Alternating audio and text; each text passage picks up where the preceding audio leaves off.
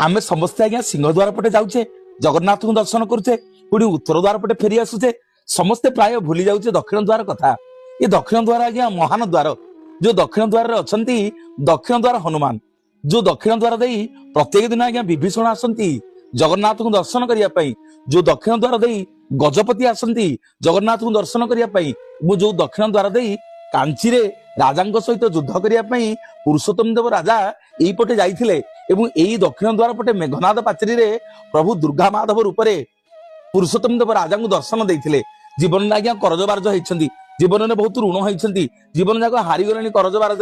व्यतीव्यस्त हो गले चाकरी बाकरी बहुत चेष्टा कर होनी बहुत कष्ट कले आज्ञा यही द्वार पटे जीवे ये द्वार पटे जाकि जगन्नाथ को दर्शन करेंगे पुणी ये द्वार पटे आज्ञा दक्षिण द्वार पटे बाहरी जीवे देखिए परीक्षा करंतु ये अनुभवर कथा आज्ञा। आपण देखंतु जगन्नाथ महाप्रभुंकर पतित पावन बाना नीलचक्र